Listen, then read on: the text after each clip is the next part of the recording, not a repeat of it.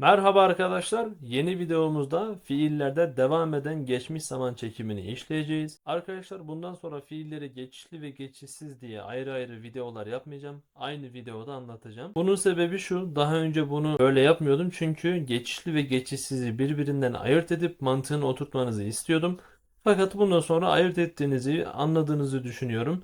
Neyin geçişli olduğunu, neyin geçişli olmadığını, işte kurallarının nasıl olduğunu bildiğinizi düşünerek bildiklerinizin üzerine yeni konuları inşa edeceğim arkadaşlar. O yüzden eğer anlamazsanız daha önceki videoları bir daha izleyiniz lütfen. Devam eden geçmiş zaman nasıl oluyor arkadaşlar? Geçmiş zamanda olan bir şey ama halen de devam edebilecek olan ya da devam etmekte olan bir şey. Bunu anlatırken bu zaman kalıbını kullanıyoruz. Örneğin odada iki kişi oturuyoruz ya da ben tek başıma bir şey yapıyorum. Kapı açılıyor. Kardeşim geliyor. Ne yapıyorsun diyor. O an için bir şey yapmıyorum. Sadece onunla muhatap oluyorum. Fakat o gelmeden hemen önce bir şeyle meşguldüm. Örneğin kitap okuyordum. Bunu nasıl söylerim? Kitap okudum demem. Kitap okuyorum demem. Çünkü ne geçmişte kaldı ne de şu an yapıyorum. O gelmeden önce yapıyordum. Fakat giderse yapmaya devam edeceğim arkadaşlar. Bu şekilde bir mantığı var bu zaman kalıbının. Aslına bakarsanız çok basit. Bu sözlerim kafanızı karıştırmasın. Hani geliyordum, yapıyordum, ediyordum diyorsunuz ya. Yapmakta olduğunuz şeyi söylüyorsunuz aslında bu zaman kalıbını kullanarak.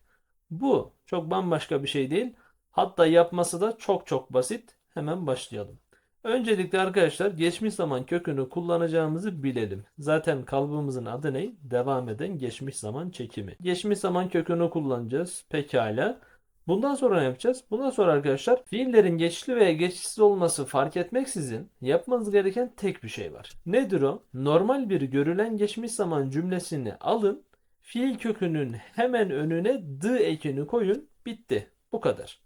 Hani mesela ben geldim diyorsunuz ya artık geliyordum. Oraya yor koymanız gerekiyor Türkçe'de. Bizim yorumumuz da d'ya denk geliyor zaten. Hatırlarsanız şimdiki zaman kalıp ekiydi değil mi? D eki. Tamam, d ekini fiil kökünün önüne koyduk. Yani normal bir geçmiş zaman cümlesi. Örneğin şu d'yi çıkartın. Bakın. As hatım. Bunu devam eden geçmiş yapmak için d'yi koymak yeterli. As the hatım. Başka hiçbir şey değiştirmeye gerek yok. İşte kökmüş, şahıs ekiymiş. Hayır, bunu değiştirmeye gerek yok. Az dağıtım, du dağıtı, ev dağıt. Em dağıtın, hun dağıtın, ev dağıtın. Yani d'ları çıkarın, normal bir görülen geçmiş zaman cümlesi olacak. Fiil kökünün önüne d koyun. Oldu size devam eden geçmiş zaman. Formülümüz de bu. Özne, d eki, fiilin geçmiş zaman kökü, öznenin şahıs eki. Tabi bu geçişsiz fiil için.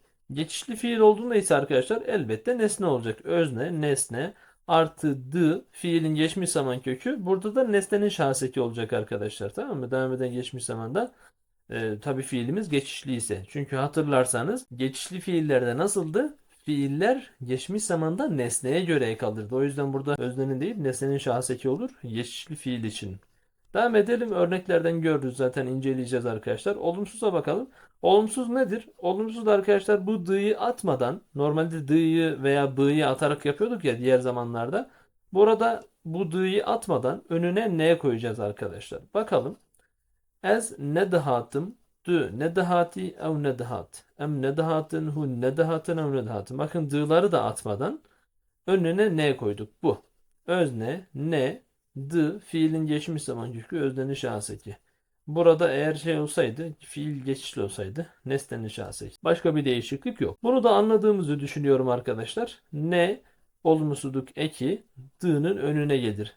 Zaten arkadaşlar bundan sonra göreceğimiz 3 zaman da geçmiş zamanda yapıldığı için hepsinde ne'nin olduğunu göreceksiniz. Geçmiş zamanda ne olumsuzluk ekidir ve gelecek zamanda. Sadece şimdiki zamanda bir farklılık vardı. Orada da na idi. Olumsuz yaparken buna da dikkat ediniz. Hep bu uyarıyı yapıyoruz. Birleşik fiillerde araya gelir. Yine türemiş fiillerde araya gelir. Bakın mınpırs dıkır. D'yi çıkartın mınpırs kır. Değil mi? Görülen geçmiş. D'yi koyduk. Devam eden geçmiş oldu. Mınpırs dıkır. Bir de olumsuz yapalım. Mınpırs ne dıkır. Yine menderi ve kır. Menderi ve dıkır. Bakın araya geldi d. Ne de onun önüne gelecek. Ve ne dıkır. Bu şekilde birleşik ve türemişler de araya. Buna dikkat. Örneklerimiz as the chum. As the chum. D'yi çıkartın. As chum. Ben gittim. D'yi koyun. Ben gidiyordum. As the chum. Ez dhatım. Denan dıhvar. Denan dıhvar. Burada arkadaşlar fiilin önüne dı geldiğini görüyoruz. Sonuna bir şey gelmiyor. Neden? Çünkü nesnemiz üçüncü tekil arkadaşlar. Nan dediğimiz şey eve denk geliyor. De ev dıhvar. Değil mi? Eve denk geliyor. Üçüncü tekil. Üçüncü tekilde de ek yoktu hatırlarsanız. Men çay ve dıhvar. Ben çay içiyordum. Bakın dı araya geldi. Ve dıhvar. Ev radiketin. Raketin türemişti. Dı araya geldi. Ev radiketin. Van agır ve dıhıst. Onlar ateş yakıyordu. Bakın burada yine agır tekil olduğu için üçüncü tekil. Sonda ek yok. Em derbas dıbun. Biz geçiyorduk. Dı bunun önüne geldi değil mi? Ve futbol dileist.